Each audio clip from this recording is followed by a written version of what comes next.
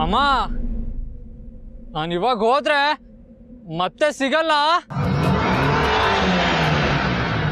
ಬರಲ್ವಾ? ಹೋಗ್ತೀನಿ. ಸರಿ, ನಾನು ಹೋಗ್ತೀನಿ. ಹೋಗಿ.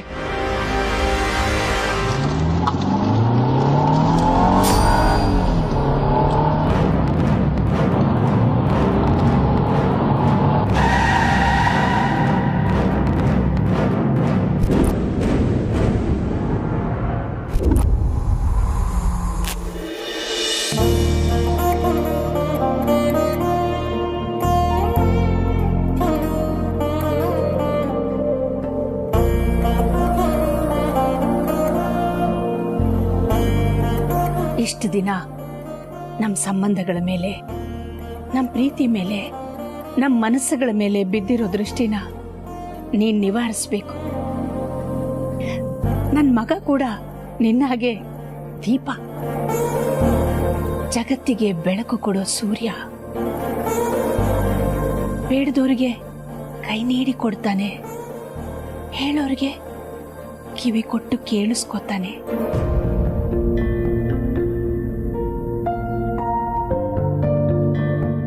ಕರುಣೆಯೇ ಅವನ ಆಸ್ತಿ, ಘನತೆ ಅವನ ರಕ್ತದಲ್ಲಿ ತುಂಬಿದೆ. ಅವನ್ ತಪ್ಪು ಮಾಡಿಲ್ಲ, ದೃಷ್ಟಿಯಾಗಿದೆ ಅಷ್ಟೇ. ಆ ದೃಷ್ಟಿಗೆ ನೀನು ಪರಿಹಾರ ಕೊಡ್ಬೇಕು, ಸರಿನಾ? ಅಮ್ಮ, ಎದೆ ತುಂಬಿ ಬರ್ತಾ ಇದೆ ಅಮ್ಮ. ದುಃಖ ತಡ್ಕೊಳಕ್ಕೆ ಆಗ್ತಾ ಇಲ್ಲ. ಇವತ್ತು ನಿಮ್ ಜೊತೆ ಮಾತಾಡ್ತಾ ಇದ್ದೀನಿ ಅನ್ನೋ ಖುಷಿ ಒಂದ್ ಕಡೆ ಆದ್ರೆ, ಅದೇ ಖುಷಿಗೆ ಅಳು ಬರ್ತಾ ಇದೆ ಅಮ್ಮ. ನಿಮ್ಮನ್ ಬಿಟ್ಟಿರಕ್ಕಾಗಲ್ಲ ಅಮ್ಮ. ಅಮ್ಮ, ಒಂದೇ ಒಂದ್ಸತಿ ನನ್ನ ನೋಡಿ ಆದಿ ಅಂತ ಬಾಯಿ ತುಂಬಾ ಕರಿಯಮ್ಮ. ಅಮ್ಮ, ನೀವು ನನ್ನಿಂದ ದೂರ ಇದ್ದಾಗ ಸಾವೇ ನನ್ನ ಎದುರಿದ್ದಾಗಿತ್ತು ಅಮ್ಮ. ಯಾರಾದ್ರೂ ಬಂದು ನಿನ್ ಕೊನೆ ಆಸೆ ಏನು ಅಂತ ಕೇಳಿದ್ರೆ ನಮ್ಮಮ್ಮನ ಮಡ್ಲಲ್ಲಿ ನಾನು ಮಲಗಬೇಕು ಅಂತ ಹೇಳ್ತೀನಿ. ಬಾ ಅಮ್ಮ, ಇನ್ನು ನನಗೆ ಕಾಯೋದಕ್ಕಾಗಲ್ಲ. ನಿನ್ನ ಮಗನ ಅಪ್ಕೊಳ್ಳಮ್ಮ.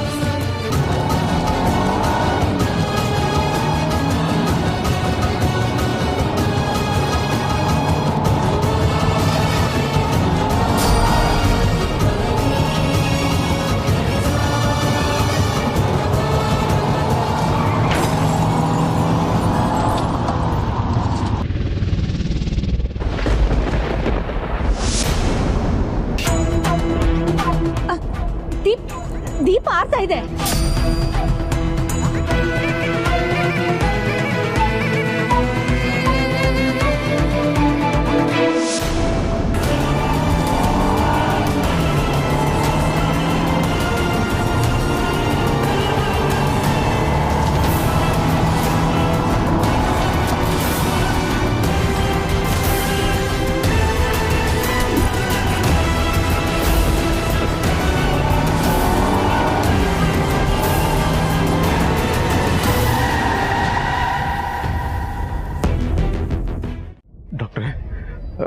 ದಯವಿಟ್ಟು ಏನು ಮುಚ್ಚಿಡಬೇಡಿ.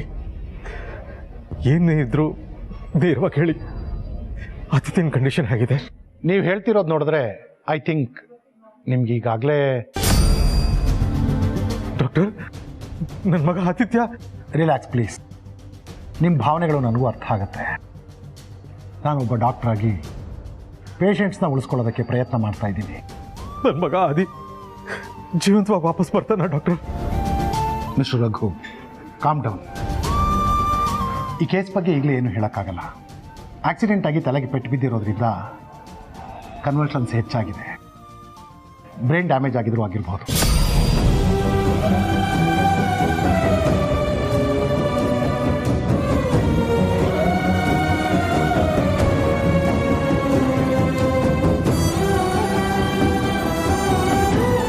He is in coma.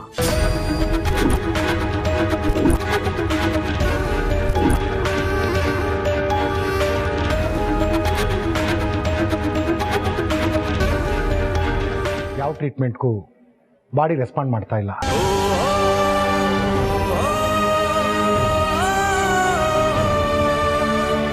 Doctor, ನನ್ನ ಮಗ ಆದಿತ್ಯ ತುಂಬ ಧೈರ್ಯವಂತ.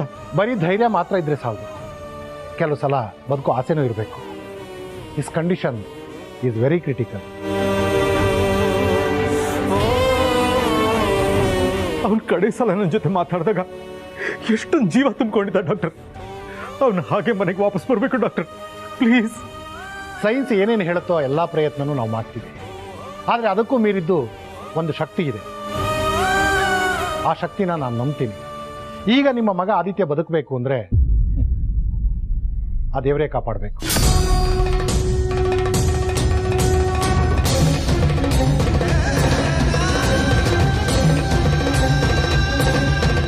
ಒಂದು ವೇಳೆ ಬದುಕುಳಿದ್ರೆ it will be a miracle.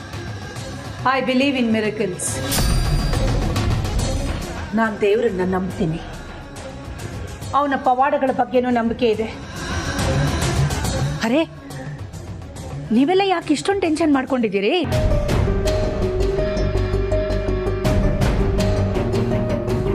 ನಮ್ಮ ಆದಿ ವಾಪಸ್ ಬಂದೇ ಬರ್ತಾನೆ. ಮೊದಲಿನ ಹಾಗೆ ಜೀವ ತುಂಬಿಕೊಂಡು ಲವಲವಿಕೆಯಿಂದ ನಮ್ಮೆಲ್ಲರ ಜೀವನದ ಕಿಂದರಿ ಜೋಗಿಯಾಗಿ ವಾಪಸ್ ಬಂದೇ ಬರ್ತಾನೆ.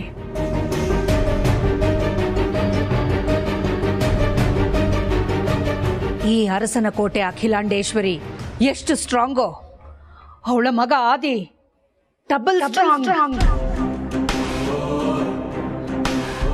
ಬಂದೇ ಬರ್ತಾನೆ. ಗಟ್ಟಿ, ಅವನು ತುಂಬಾ ಧೈರ್ಯವಂತ.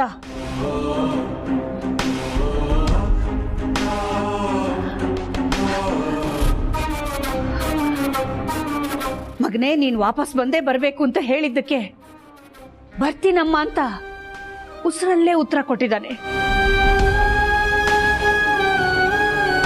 ನಾನು ಈಗ ತಾನೇ ಮಾತಾಡ್ಸ್ಕೊಂಡು ಬಂದೆ. ಅವನು ಬಂದೇ ಬರ್ತಾನೆ. ಆದಿ ಬಂದೇ ಬರ್ತಾನೆ. Calm down, calm down. Raghu, ನನಗೇನು ಟೆನ್ಷನ್ ಇಲ್ಲ. ನೀವೆಲ್ಲ ಟೆನ್ಷನ್ ಮಾಡ್ಕೊಂಡಿದ್ದೀರಾ ಅಷ್ಟೇ. ಈ ಅಮ್ಮನ ಮಾತಾಡ್ಸೋಕ್ಕೋಸ್ಕರನಾದ್ರೂ ಆದಿ ಬಂದೇ ಬರ್ತಾನೆ. ನಿಮ್ಗಳ ಹತ್ರ ತರಲೆ ಮಾಡಕ್ಕಾದ್ರೂ ಆದಿ ಬಂದೇ ಬರ್ತಾನೆ.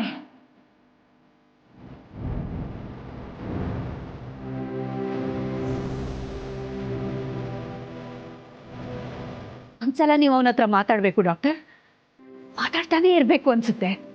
ಅವನನ್ನ ಪ್ರೀತಿ ಮಾಡದೇ ಇರೋದಕ್ಕೆ ಸಾಧ್ಯನೇ ಇಲ್ಲ.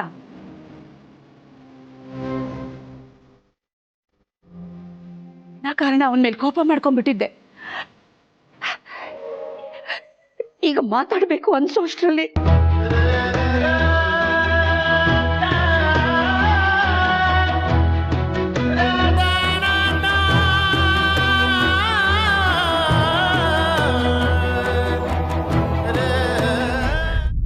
ಈ ಅಮ್ಮನ ಹತ್ರ ಮಾತಾಡ್ಬೇಕು ಅಂತಾದ್ರೂ ಅವನ್ ಬಂದೇ ಬರ್ತಾನೆ.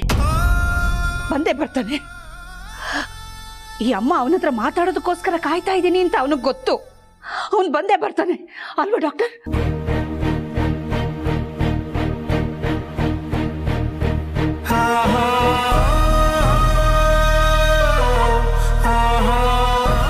ಈ ತಾಯಿಗೋಸ್ಕರನಾದರೂ ಆ ಮಗ ಬದುಕು ಬರಬೇಕು ಅಂತ ನಾನು ಆ ದೇವರಲ್ಲಿ ಬೇಡ್ಕೊತೀನಿ.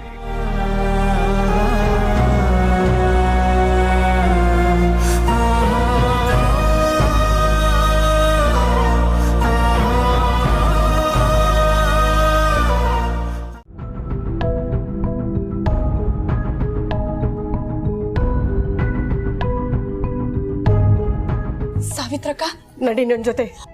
ಅನುಷ್ಕಾ ಮೇಡಮ್ ಅಷ್ಟೆಲ್ಲ ಹೇಳಿದ್ಮೇಲೂ ನಾನು ಬರೋದು ಸರಿ ಇರಲ್ಲ ಸಾವಿತ್ರಕ್ಕ. ಪಾರು, ನನ್ನ ಮಾತು ಕೇಳು, ಹಠ ಮಾಡಬೇಡ. ಆಡಿದ ಮಾತು ಆಗೋಯ್ತು. ನೀನು ದೊಡ್ಡ ಯಜಮಾನ್ರನ್ನ ನೋಡಲೇಬೇಕು. ನಡಿ ಒಳಗೆ. ಇಲ್ಲ ಸಾವಿತ್ರಕ್ಕ, ನಾನು ಬರೋದು ಸರಿ ಇರೋದಿಲ್ಲ. ನಾನು ಬಂದೇನಾದರೂ ಅಪಶಕ್ನ ಆದರೆ. ಮಾತಿಗೂ ಅದನ್ನೇ ಹೇಳ್ತಾ ಇರಬೇಡ. ಅವ್ರ ಮನಸ್ಸಲ್ಲಿ ಕಲ್ಮಶ ಇದೆ, ಅದಕ್ಕೆ ಹಂಗೆ ಹೇಳ್ತಾರೆ. ನಿನಗದು ಸೋಕಬಾರ್ದು ಕಣೆ. ಇವಾಗ ನಡಿ ನನ್ನ ಜೊತೆ ಬಾ. ಬಿಡು ಸಾವಿತ್ರಕ್ಕ,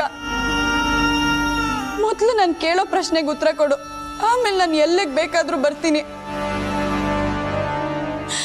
ನನ್ನ ಅವರ ಸಂಬಂಧಕ್ಕೆ ಹೆಸರೇನು?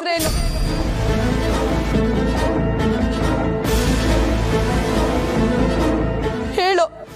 ಸಾವಿನಂಚಲ್ಲಿ ಮಲಗಿದಾರಲ್ಲ ನಿಮ್ಮ ದೊಡ್ಡ ಯಜಮಾನ್ರು, ಅವ್ರನ್ನ ಕೇಳಕ್ಕಾದ್ರೆ ಕೇಳು, ನಿಮ್ಮ ಸಂಬಂಧಕ್ಕೆ ಅರ್ಥ ಏನು ಅಂತ. ಮತ್ತಿನ್ನು ಒಂದು ಮಾತಾಡದೆ ಬಾ ನನ್ನ ಜೊತೆ.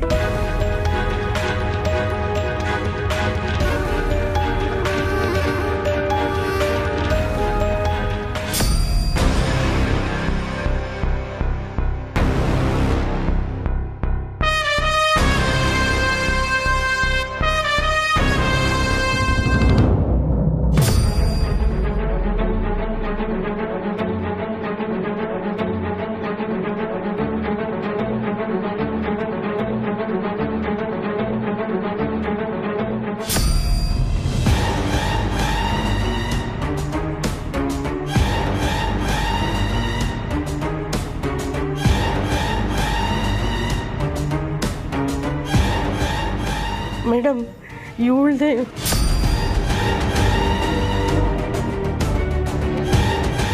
ಕೊಟ್ಟ ಮಾತನ್ನ ಉಳಿಸ್ಕೊಳ್ಳೋ ಜಾಯಮಾನನೇ ಅಲ್ಲ ಅಲ್ವಾ ನಿಂದು?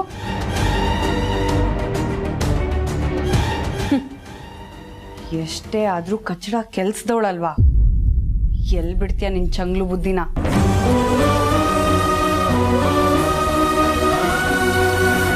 ದೊಡ್ಡ ಯಜಮಾನ್ರನ್ನ ನೋಡಿದ್ರಲ್ಲಿ ತಪ್ಪೇನಿದೆ ಮೇಡಮ್? ನೀನು ಇವಳ ಜೊತೆ ಸೇರ್ಕೊಂಡ್ಬಿಟ್ಟಿದ್ಯಾ? ಆಯಸ್ ಮುಗಿದ್ರು ವಯಸ್ಸಿನ್ನು ಚಿಕ್ಕದು ಅಂತ ಓಡಾಡ್ತಿದ್ಯಾ? ಮೇಡಮ್, ನನಗೇನು ಬೇಕಾದರೂ ಅನ್ನಿ, ಆದರೆ ನಿನಗೆ ಹೇಳೋದು ಒಂದೇ, ಇಲ್ಲಿಂದ ಜಾಗ ಖಾಲಿ ಮಾಡು.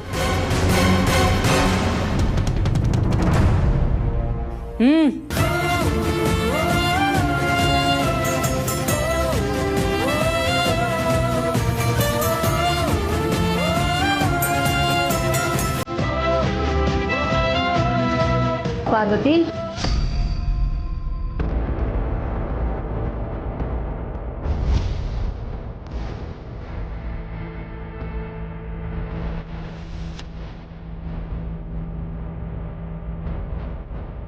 ಯಾಕಮ್ಮ ಪಾರ್ವತಿ ಇಲ್ಲೇ ನಿಂತ್ಕೊಂಡ್ಬಿಟ್ಟೆ? ದೊಡ್ಡ ಯಜಮಾನ್ರನ್ನ ನೋಡಲ್ವಾ?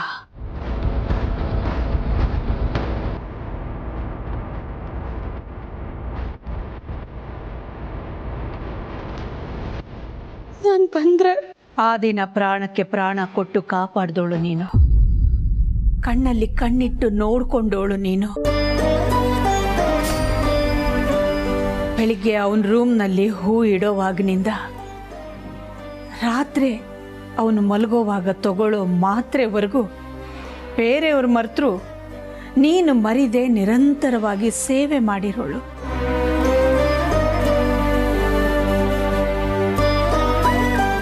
ನೀನು ನಮ್ಮ ಮನೆಗೆ ಬೇರೆಯವಳ, ನೀನು ಆದಿಗೆ ದೂರದವಳ.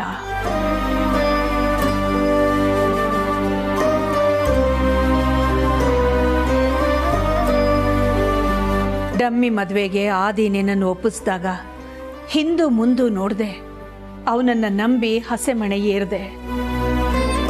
ದೊಡ್ಡ ಯಜಮಾನ್ರೆ ಅಂತ ಬಾಯಿ ತುಂಬ ಕರ್ಕೊಂಡು ಮನೆ ತುಂಬ ಓಡಾಡ್ತಾ ಇದ್ದೆ. ಪಾರ್ವತಿ, ನಿನಗೆ ನಿನ್ ದೊಡ್ಡ ಯಜಮಾನ್ರನ್ನ ನೋಡೋ ಅಧಿಕಾರ ಇದೆ.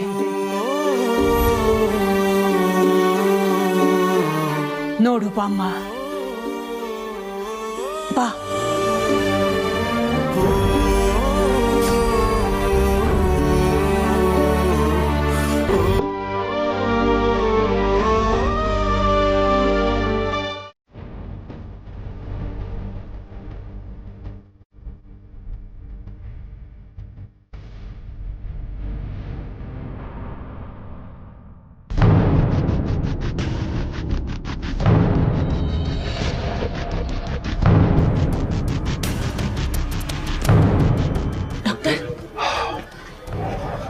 ರಿಲ್ಯಾಕ್ಸ್. ಮೆದುಳಿಗೆ ಪೆಟ್ಟು ಬಿದ್ದಿರೋದ್ರಿಂದ ಆಗಾಗ ಹೀಗಾಗ್ತಿರುತ್ತೆ.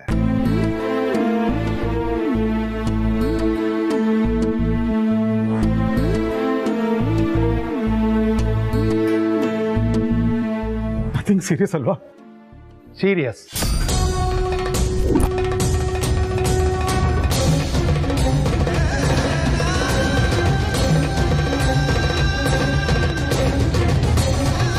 ಆದರೆ ಸದ್ಯಕ್ಕೆ ಏನೂ ಆಗಿಲ್ಲ ಅಂತ ಹೇಳ್ಬೋದಷ್ಟೇ. Be strong. ಓಕೆ?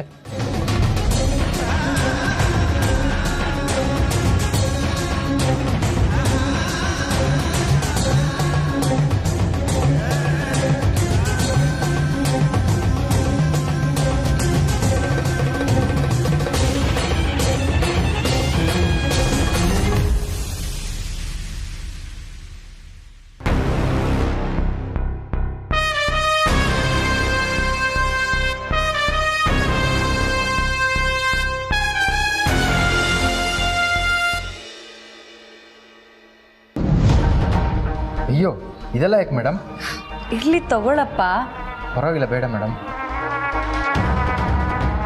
ಇಟ್ಕೋ, ಬೇಕಾಗ್ತಿರುತ್ತೆ. ಇಲ್ಲಿ ಯಾರ್ಯಾರು ಹೋಗ್ತಾರೆ, ಯಾರ್ಯಾರು ಬರ್ತಾರೆ, ಆದಿತ್ಯ ಅವ್ರು ಹೇಗಿದ್ದಾರೆ ಅನ್ನೋ ಪ್ರತಿ ಅಪ್ಡೇಟು ನಂಗೆ ಬರಬೇಕು. ಸರಿ ಮೇಡಮ್. ನಾನು ನಂಬರ್ ಕೊಟ್ಟಿದ್ದೀನಲ್ಲ, ಅದಕ್ಕೆ ಅಪ್ಡೇಟ್ ಮಾಡು. ಸರಿ ಮೇಡಮ್.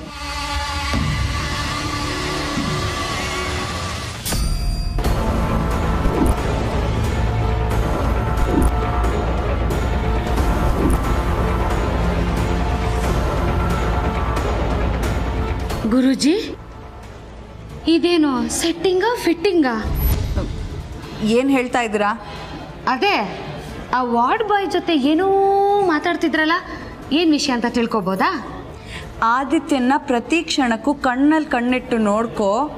ಕೆಲವು ಹದ್ದುಗಳು ಎಲ್ಲಂದ್ರಲ್ಲಿ ಹಾರ್ಕೊಂಡು ಬಂದು ಹೆಂಗಂದ್ರಂಗೆ ಆಟ ಆಡುತ್ತೆ ಅಂತ ಕಾವಲಿಗೆ ಬಿಟ್ಟಿದ್ದೀನಿ.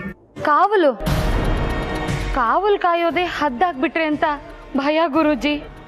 ತಿರುಗಿಸಿ ಮುರುಗಿಸಿ ಮಾತಾಡಬೇಡಿ. ಅನುಮಾನನಾ? ಅವಮಾನ ಬೇಕಿದ್ರೆ ಸಹಿಸ್ಕೊಂಡ್ಬಿಡ್ಬೋದು, ಅನುಮಾನನ ತಡ್ಕೊಳಕ್ಕಾಗಲ್ಲ ಗುರುಜಿ. ಅಯ್ಯೋ, ಹಾ, ಇದು ಆಕ್ಸಿಡೆಂಟ್ ಅಲ್ಲ. ಆದಿತ್ಯನ್ಗೆ ಯಾರೋ ಸುಪಾರಿ ಕೊಟ್ಟು ಇದನ್ನ ಮಾಡಿಸಿದ್ದಾರೆ ಅಂತ ನನಗೆ ಅನುಮಾನ ಜಾಸ್ತಿ ಆಗ್ಬಿಟ್ಟಿದೆ ಗುರುಜಿ. ನನಗೂ ಹಾಗೆ ಅನ್ನಿಸ್ತಿದೆ. ಗುರುಜಿ, ನಾವಿಬ್ರು ಸಖತ್ ಸಿಂಕಲ್ಲಿದ್ದೀವಿ ಗುರುಜಿ. ಇಲ್ಲೇ ನಮ್ಮ ಸುತ್ತಮುತ್ತನೇ ಇದ್ಕೊಂಡು ಈ ಕೆಲಸನ ಯಾರೋ ಮಾಡಿಸ್ತಿದ್ದಾರೆ ಅಂತ ನನಗೆ ಅನುಮಾನ ಗುರುಜಿ. ನಿಮ್ಗೆ ಯಾರ ಮೇಲಾದರೂ ಅನುಮಾನನ ಗುರುಜಿ? ನಿಮಗೆ ನಿಮ್ಮ ಸುತ್ತಮುತ್ತ ಇರೋರ ಮೇಲೆ ಅನುಮಾನ, ನನಗೆ ನನ್ನ ಎದುರುಗಡೆ ಇರೋರ ಮೇಲೆ ಅನುಮಾನ. ಹೇಳೋದಿಕ್ಕಾಗಲ್ಲ ಯಾವ ಹುತ್ತದಿಂದ ಯಾವ ಹಾವು ಹೊರಗೆ ಬರುತ್ತೋ. ಏನು ನೀವು ಹೇಳ್ತಿರೋದು ಗುರುಜಿ? ಅಂದರೆ ಆದಿತ್ಯನ ನಾನು ಅಯ್ಯೋ ಅಯ್ಯೋ ಅಯ್ಯೋ ಈ ಥರ ಮಾತಾಡೋದಕ್ಕೆ ನಿಮಗೆ ಮನ್ಸಾದ್ರೂ ಹೆಂಗೆ ಬರುತ್ತೆ ಗುರುಜಿ? ಇಂಥ ಹೊತ್ತಲ್ಲಿ ನೀವು ಹೀಗೆ ಅನುಮಾನ ಪಟ್ಕೊಂಡು ಓಡಾಡೋದಕ್ಕೆ ನಿಮ್ಗೆ ಹೇಗೆ ಮನ್ಸು ಬಂತು? ಮನೆಯವ್ರಿಗೆಲ್ಲ ಆಘಾತ ಆಗಿದೆ, ಎಲ್ರಿಗೂ ಮನ್ಸು ಕೆಟ್ಟಿದೆ. ಅವರಿಗೆಲ್ಲ ಸಾಂತ್ವನ ಹೇಳೋದು ಬಿಟ್ಟು ನೀವು ಹೀಗೆ ಡಿಟೆಕ್ಟಿವ್ ಕೆಲಸ ಮಾಡ್ತಿದ್ದೀರಲ್ಲ, ನಿಮಗೇನು ಹೇಳ್ಬೇಕು ನಾನು?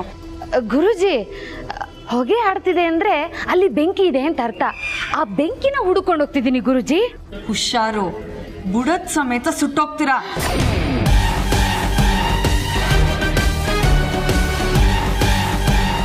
ಫ್ರೆಂಡ್ಸ್, ಬನ್ನಿ ಇಲ್ಲಿ. ಅಲ್ಲ, ನಾನೇನೋ ಲೋಕಾರೂಢಿಯಾಗಿ ಅನುಮಾನ ಪಟ್ನಪ್ಪ, ಅದಕ್ಕೆ ಗುರುಜಿ ನನ್ನ ಮೇಲೆ ಹಿಂಗೆ ಎಗರಾಡಬೇಕು? ಪೆಟ್ಟು ಬಿದ್ದಿರೋದು ನಮ್ಮ ಆದಿತ್ಯನ ತಲೆಗ ಅಥವಾ ನಮ್ಮ ಗುರುಜಿ ತಲೆಗ? ಛೇ, ಆದರೂ ನನಗೆ ಯಾಕೋ ಅನುಮಾನ ಜಾಸ್ತಿ ಆಗ್ತಿದೆ ಫ್ರೆಂಡ್ಸ್. ಈ ವಿಷಯದ ಬಗ್ಗೆ ನಿಮ್ಗೇನಾದರೂ ಗೊತ್ತಾ? ಹಾಂ, ಗೊತ್ತಿಲ್ವಾ? ಸರಿ ಬಿಡಿ, ನಾನೇ ತಿಳ್ಕೊಂಡು ನಿಮಗೆ ಹೇಳ್ತೀನಿ. ಮೇಡಮ್, ನಾನೇನು ತಪ್ಪು ಹೇಳಲಿಲ್ಲ. ನಾನು ಅಖಿಲಮ್ಮನ ಭೇಟಿ ಆಗಬೇಕು, ಅವ್ರ ಹತ್ರ ಮಾತಾಡಬೇಕು ಮೇಡಮ್. ಏನೇ ಮಾತಾಡ್ತೀಯ ನೀನು? ನನ್ನ ಹತ್ರ ಹೇಳಿದ್ದೇನಾದ್ರು ಅಖಿಲ ಅಕ್ಕನ ಹತ್ರ ಹೇಳಿದ್ರೆ ನಿನ್ನ ಸಿಗದು ತೋಣ ಕಟ್ಬಿಡ್ತಾರೆ. ಹೊರಡೆ ಇಲ್ಲಿಂದ. ಹೋಗ್ತೀಯೋ ಇಲ್ಲ ತೆಗೆದು ನಾನು ಬಿಟ್ಟು ಪಾರ್ವತಿ ಮೇಲೆ ಯಾಕೆ ಕೈ ಮಾಡ್ತಾ ಇದೆಯಾ? ಇವಳು ಆಡೋ ಮಾತನ್ನು ಕೇಳಿದ್ರೆ ಕೈ ಮಾಡ್ದೆ ಇನ್ನೇನು ಕಾಲ್ ಮಾಡ್ಬೇಕಿತ್ತ?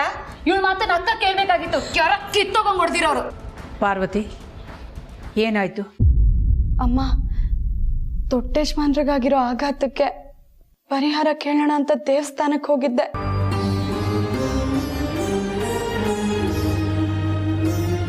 ಗುರುಗಳನ್ನ ಭೇಟಿ ಮಾಡಿ ಪ್ರಶ್ನೆ ಕೇಳಿದೆ. ಅವ್ರು ಹೇಳಿದ ಮಾತುಗಳನ್ನ ನಿಮ್ಮ ಹತ್ರ ಹೇಳೋಣ ಅಂತ ಬರ್ತಿದ್ದೆ. ಅಷ್ಟರಲ್ಲಿ ಗುರುಗಳಿಗೇನಮ್ಮ ಹೇಳ್ತಾರೆ, ಯಾರ್ದಾದ್ರೂ ಮನೆ ಹಾಳಾದ್ರೆ ತಾನೆ ಹೋಮ ಹವನ ಮಾಡಿ ಚೆನ್ನಾಗಿ ದುಡ್ಡು ಬಾಚ್ಕೊಳಕ್ಕಾಗೋದು. ಹೇಳಿ ಇನ್ನೇನ್ ಮಾಡ್ಬಿಡ್ತಾರೆ. ದಯವಿಟ್ಟು ಅವ್ರ ಬಗ್ಗೆ ಆ ರೀತಿ ಎಲ್ಲ ಮಾತಾಡಬೇಡಿ. ಅವ್ರು ತುಂಬಾ ಶಕ್ತಿ ಇರೋ ಗುರುಗಳು. ಪಾರ್ವತಿ, ಗುರುಗಳು ಏನು ಹೇಳಿದ್ರು?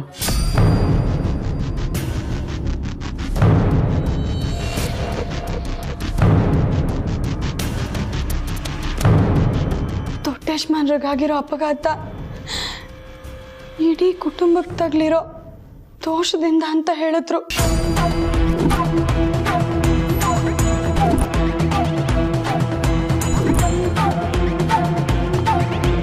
ದೋಷಕ್ಕೆ ಪರಿಹಾರ ಏನಾದರೂ ಹೇಳಿದ್ರಾ? ಅದು ವ್ರತ ಮಾಡ್ಬೇಕಂತೆ. ಬೇಡ ಪಾರ್ವತಿ, ಆ ವ್ರತದ ಬಗ್ಗೆ ಹೇಳ್ಬೇಡ. ಹೇಳಿದ್ರೆ ಭಸ್ಮ ಆಗೋಗ್ಬಿಡ್ತೀಯ. ಹೇಳು ಪಾರ್ವತಿ, ಏನು ವ್ರತ ಮಾಡಬೇಕು? ಯಾರು ಮಾಡಬೇಕು? ನೀವು ವ್ರತ ಮಾಡ್ಬೇಕಮ್ಮ. ಹೇಳು, ಏನು ವ್ರತ? ಅಮ್ಮ,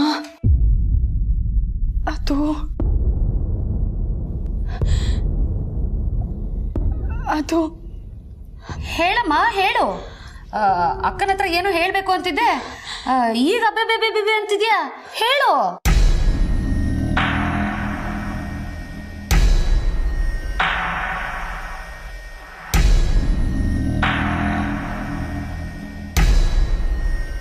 ಅಮ್ಮ, ದೊಡ್ಡೇಶ್ಮಾನನ್ನು ಉಳಿಸ್ಕೊಳ್ಳೋದಿಕ್ಕೆ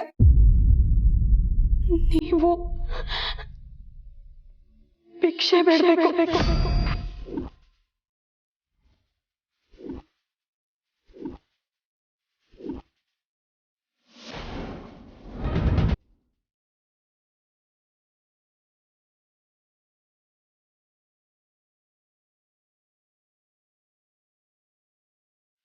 ಇಷ್ಟು ದಿನ ತಾಯಿ ಹತ್ರ ಮಗ ಭವತಿ ಭಿಕ್ಷಾನ್ ದೇಹಿ ಅಂತ ಬೇಡ್ತಿದ್ರು. ಈಗ ಅದೇ ಮಗನ್ ಪ್ರಾಣ ಉಳಿಸೋದಕ್ಕೆ ಈ ತಾಯಿ ಭಿಕ್ಷೆ ಬೇಡ್ಬೇಕಮ್ಮ.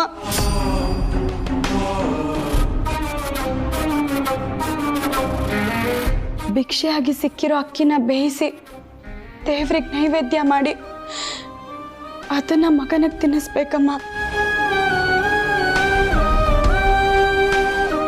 ಇದು ಬರೀ ಅನ್ನಕ್ಕಾಗಿ ಬೇಡೋ ಭಿಕ್ಷೆ ಅಲ್ಲಮ್ಮ. ಆ ದೇವರಲ್ಲಿ ದೊಡ್ಡೇಶ್ಮಾನ್ರ ಜೀವನ ಭಿಕ್ಷೆಯಾಗಿ ಬೇಡೋ ಕಾರ್ಯ. ಅವ್ವ, ತೆಗೆದು ಗುದ್ದದ ಅಂದ್ರೆ ನಾಳೆಯಿಂದ ದೇವಸ್ಥಾನದ ಮುಂದೆ ನೀನ್ ಭಿಕ್ಷೆ ಬೇಡ್ಬೇಕಾಗುತ್ತೆ. ಏನ್ ಆಟಗಳಾಡ್ತಾ ಇದೆಯೇನೆ?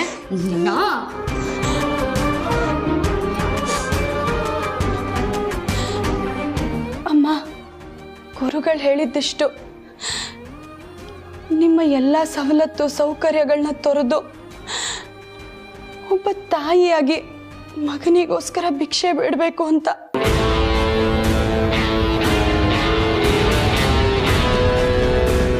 ಆ ತಾಯಿಗೆ ಸೇರೋ ಭಿಕ್ಷೆ ಆಶೀರ್ವಾದದ ರೂಪದಲ್ಲಿ ದೊಡ್ಡೇಶ್ಮಾನ್ರಿಗೆ ಸೇರುತ್ತಮ್ಮ.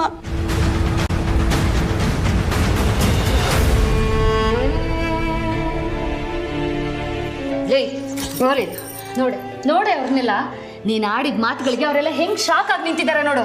ಅದಕ್ಕೆ ನಿನ್ನ ಮಾತಾಡಕ್ ಬಿಟ್ಟಿರ್ಲಿಲ್ಲ ನಾನು.